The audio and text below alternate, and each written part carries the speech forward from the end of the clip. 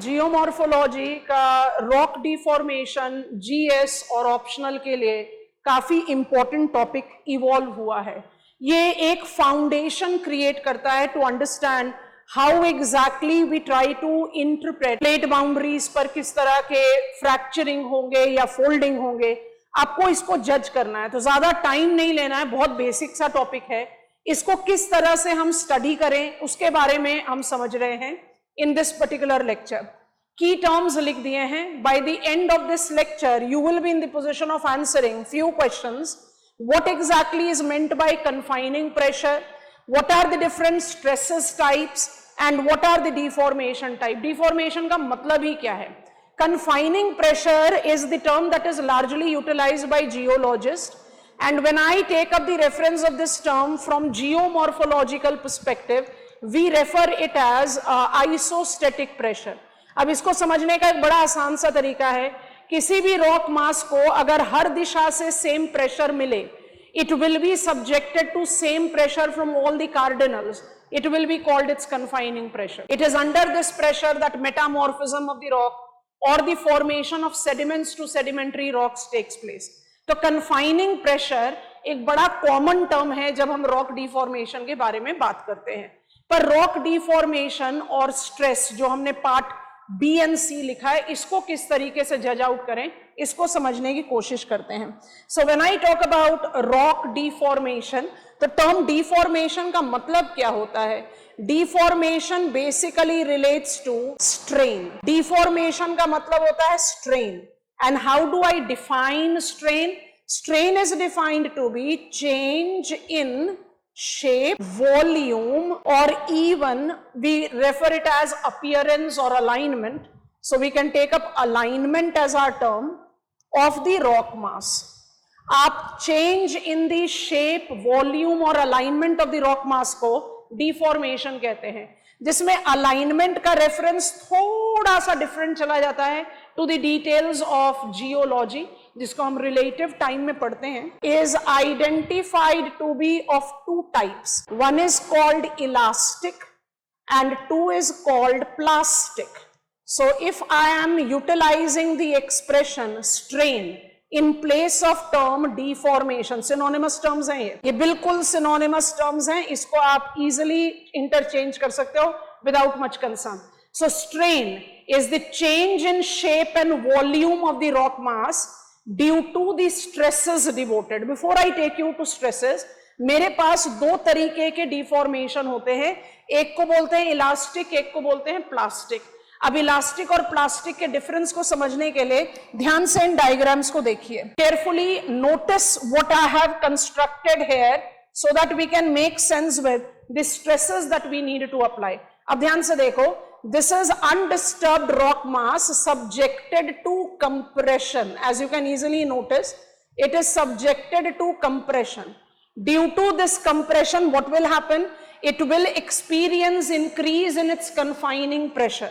This confining pressure will result into its deformation. Notice carefully. Till here it is elastic deformation. Why it is elastic deformation till here? Because this is where we have demarcated what is called elastic limit. If the confining pressure surpasses the elastic limit, then comes in the brittle behavior. माने compressional stress में भी there will be brittle failure. What is brittle failure correlated to? This will be the example of plastic deformation. Permanent कोई भी चीज को कहना गलत हो जाता है, because nothing on the face of the earth is permanent. So plastic deformation is a good term for us to apply. Now you have to understand that whenever we try to distinguish between elastic and permanent और plastic deformation, you have to apply it to both the types of stresses. अगर ये मेरा example है towards what is been taken as compressional stress, तो ये वाला भी देखो. It is the tensional stress that has been applied to the rock mass. Rock mass को आपने tensional pressure apply करा, यहाँ पर there will be the stretching out experience. इस stretching out से till elastic limit, I'll be experiencing again elastic deformation, और जैसे ही आप वो लिमिट को क्रॉस कर जाओगे there will be brittle failure, and this brittle failure can be called plastic deformation. तो हमेशा याद रखेंगे कि जब आप डिफॉर्मेशन की बात करते हो in geomorphology, need to be very clear. Deformation जब जियोमॉर्फोलॉजी में बात की जाती है तो उसके साथ हम किन चीजों को एसोसिएट करके चलते हैं? We as scholars, students studying landform definitely cannot get into what is called plastic. We need to talk about something that is plastic deformation. और यहीं पर शुरू हो जाता है हमारा category of stresses. बहुत ध्यान से देखें और समझें, adding the page. Be very cautious and clear of what I am saying. So the stresses that causes deformation includes compressional stress, tensional stress and shear stress. Actually geomorphologists tensional stress और shear stress को एक साथ ले लेते हैं। Tensional stress को हम associate कर देते हैं पुल अपार्ट से। इन दोनों ही केस में you are actually inducing tension, और compressional stress is correlated with something that you are shrinking, you are compressing. So when we take compressional, tensional and shear stress, हम क्या जज आउट करते हैं? Deformation. Deformation is the change in the shape volume of the rock. Alignment को हम ज्यादा focus नहीं करते जियोमॉर्फोलॉजी में, इसलिए उसके बारे में बात नहीं कर रहे। Change in the shape and volume of rock is called deformation, and deformation is caused by stresses. So how many types of stresses are there? 2 types of stresses, 3 types of stresses, both the ways it is correct. So it is compressional stress as we experience along converging plate boundary, tensional and shear stresses that we experience along diverging and transform plate boundary. अब इसमें जब आप mountain building की तरफ चले जाते हो तो आपको यही वाली इंफॉर्मेशन को लेकर अपना आंसर क्रिएट करना है। फटाफट से समझा रहे हैं, ध्यान से देखेंगे। When I talk about compressional stress is capable of creating folds, which is identified to be more common variant, and mind it, the folds are examples of ductile plastic deformation. It can also result into faulting. I am writing faults, which will be the example of brittle plastic deformation. अब यहां पर जो brittle और ductile के बारे में बात हो रही है, ये रॉक के बिहेवियर के बारे में बात हो रही है। कहने का मतलब ये that if a rock mass is subjected to compressional stress and the rock is ductile in nature, it is likely to get folded. So ductile plastic deformation will be applicable when the compressional stress is induced to the ductile rock, और ये बड़ा common domain है। और इसी common domain में आप जब बात कर देते हो, I'll change the color quickly, आप जब बात करते हो anticline the upthrown part of the fold and syncline the downthrown part of the fold, so you get so much of the base clear कि भाई Mount Everest is anticline, yes it is, only thing is that all the landform features on the face of the earth is the outcome of endogenetic and exogenetic forces both, और Mount Everest जैसे tall peaks will be subjected to glacial effect, तो वो pure anticline तो नहीं है, it is more of pyramidical peak because it is modified by glacier. But then of course as endogenetic factor I can say yes it is an anticline. Similarly synclines creates valleys. अब synclines create valleys, जैसे Kashmir valley is a synclinal valley, पर क्या वो 100% endogenetic या हाइपोजीन process से related होगा? नहीं।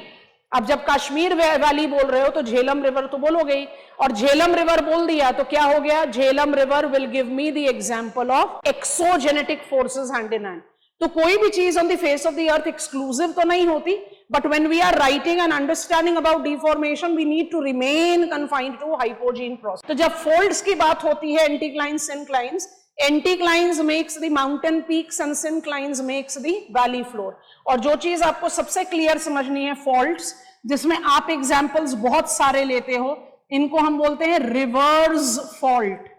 And reverse fault के जो वेरिएंट्स होते हैं जिनको आप थ्रस्ट या ओवर थ्रस्ट फॉल्ट्स बोलते हैं. They make the examples of the suture zones that are identified very clearly. They make the examples of suture zones that are recognised along the young fold cordilleras. जैसे हिमालयाज की अगर हम बात करें, Himalayan कॉर्डिलेरास के ranges के बारे में बात करें, I add the page. If I take up the reference of Himalayan Cordilleras and identify Trans-Himalayan range, followed on by Himadri, then Himachal, and then Shivalik, from north to south, if I just go very clear with the alignment of these young fold Cordilleras, what I notice is, I quickly label it. This is my Trans-Himalayas.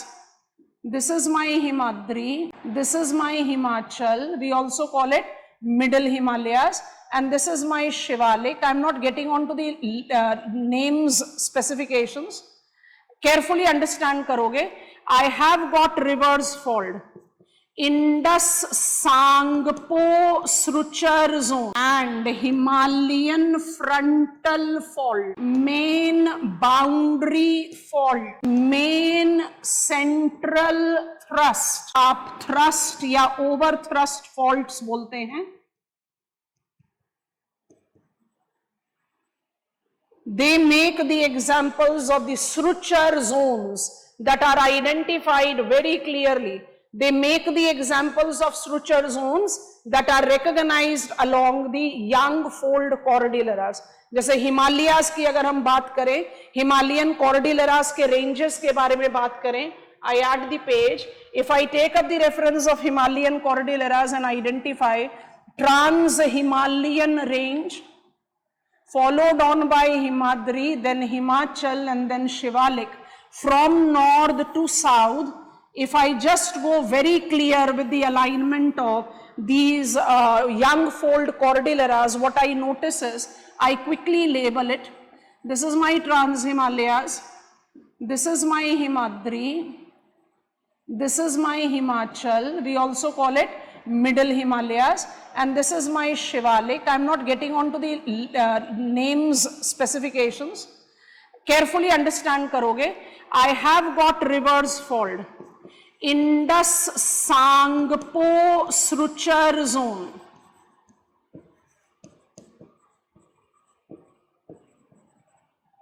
बात को समझ रहे हैं?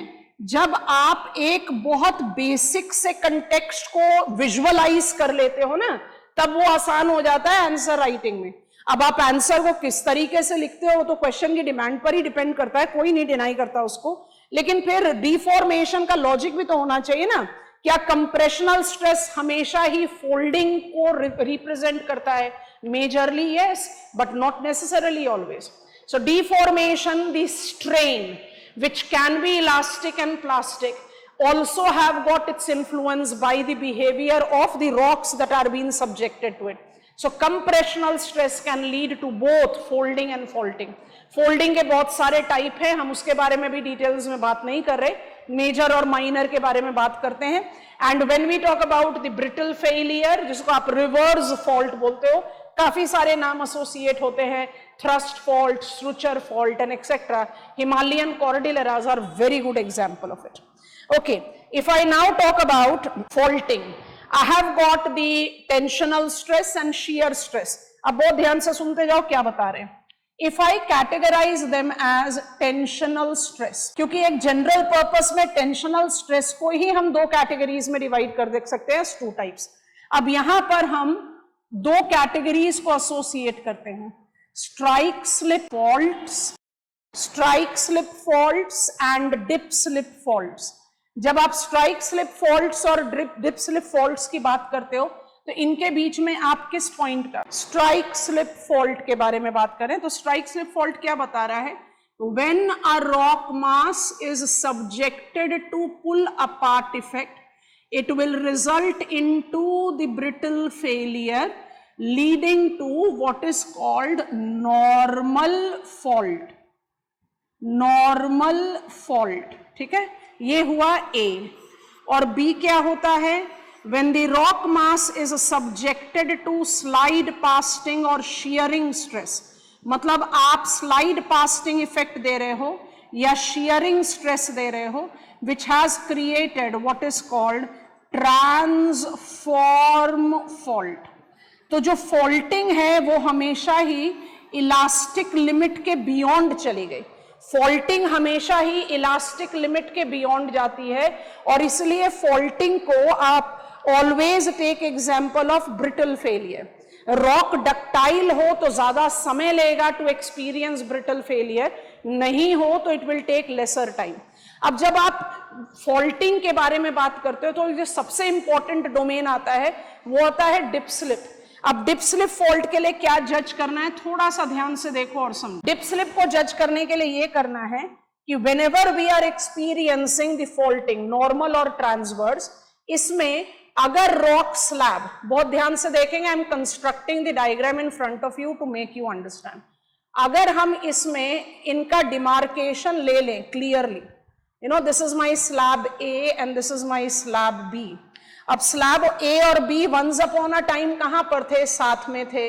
अब क्या हो गया, अब ये एक दूसरे से अलग हो गए। अलग होने में x और y का रेफरेंस आपने ले लिया। What is x referred as, it is called heave. Heave का मतलब स्ट्राइक स्लिप फॉल्ट से है। कहीं पर भी हॉरिजॉन्टल डिस्प्लेसमेंट होगा आप उसको कहोगे हीव। और y क्या है, y is called throw. Throw is identified with something that is leading to vertical displacement of the rock. So once there is a throw which is related to vertical displacement, that tends to create dip. You develop dip slip fault. अब जरा ध्यान से इस dip slip fault के adjustment को देखो, इसको shrink कर देते हैं साइड में ताकि रेफरेंस के लिए रहे ये हमारे पास, and visualize it like this. If I just quickly take multiple faulting and identify this type of diagram, जो आपने बड़े सारे बुक्स में बहुत बार देखी और समझी है, ये मेरा बन गया horsed and this is my second horsed and this becomes my graben. ग्रेबन को आप क्या बोलते हो, रिफ्ट वाली।